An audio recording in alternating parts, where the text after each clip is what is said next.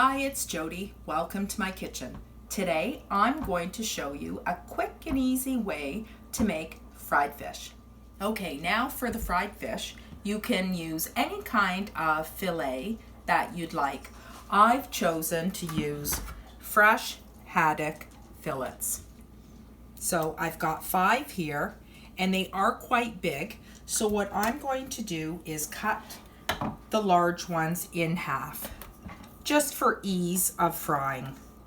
Okay, so we'll just cut it like so. See? You can keep them whole if you'd like, no problem, but I like to cut them into smaller pieces. So just like that.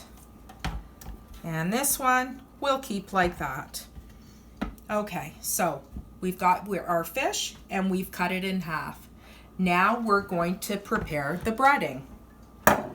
So, in my pan, I've got 2 cups of panko crumbs, as well as 1 cup of seasoned breadcrumbs. To this, I add a few shakes of salt, pepper, a little bit of garlic. You can add whatever you'd like for flavoring.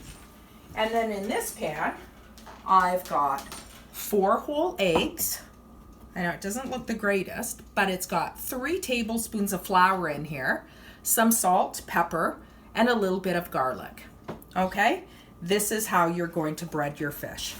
So we'll just put it that way, and we're going to start breading our fish. So we've got our breading station, our fish, our egg mixture, and our crumbs, and an empty container for our finished product.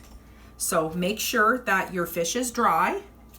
We dip it into the egg mixture, into our panko crumbs.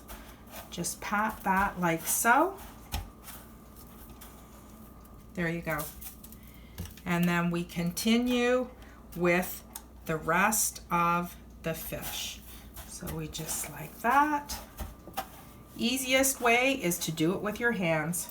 Just make sure they're washed and cleaned, and you're good.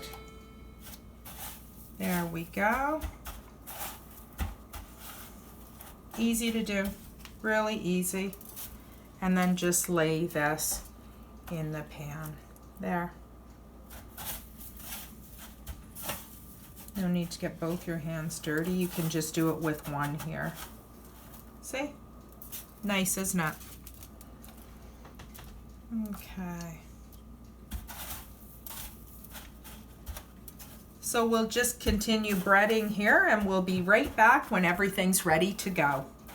So we're gonna fry the fish now.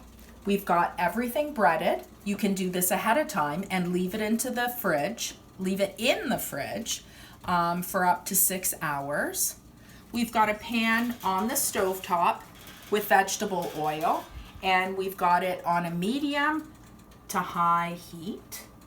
We've got a sheet pan right next to it with a baking rack on top where we'll put the fish after we've fried it. Okay, so now to test our oil, we'll get one of the crumbs and just put it into the pan, and if it starts to bubble and fry, then we're ready to go. So now we'll start by frying our fish. I like to just drop it with my hands, just pick it up like this and lay it into the oil away from you.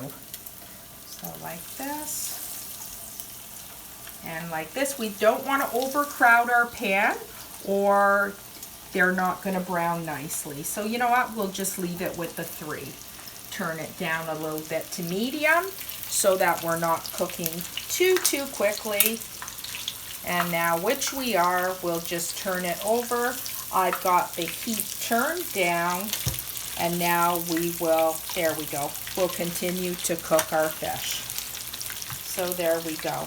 We're gonna cook it on each side for say 2 minutes. We'll give it a test and just see. You'll be able to feel when it's nice and firm to the touch that it's ready.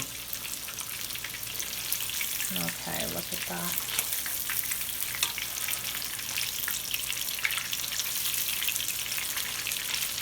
Okay, so we just turn it down to medium heat and continue cooking. And we'll flip this one over now. Doesn't that look good?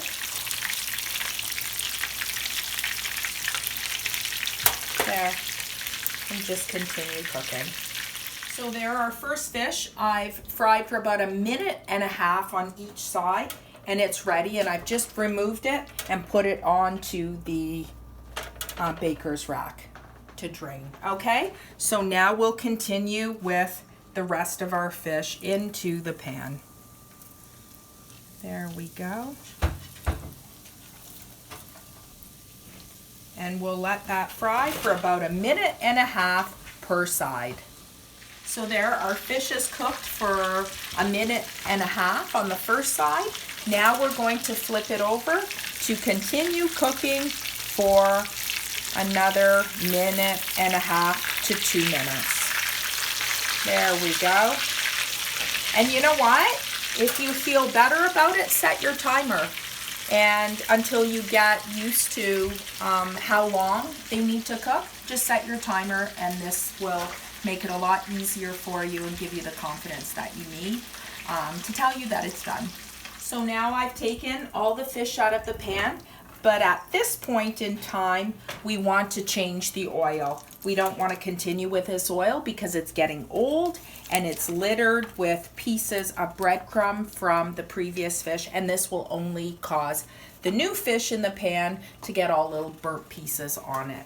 So at this point, we'll take the oil out of the pan. I like to dump it into a pot and just put it to the side. Give your pan a little wash and then continue frying your fish.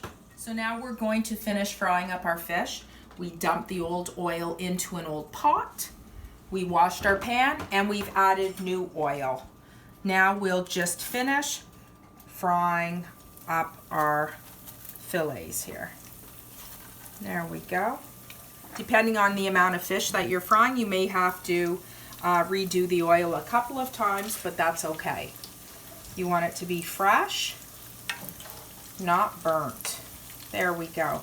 So again, we're going to be frying about 1.5 minutes on each side. Set your timer if you need to, and we'll be back when it's all done. Fish is done, all ready to give it a try now. Now you can serve this with French fries for nice fish and chip dinner. Add some coleslaw, and there you go. Just put it over here, and I'm going to give it a little taste for you. Cut it down, listen to that crunch. Nice and flaky in the middle. Now we'll give it a taste. I love fried fish.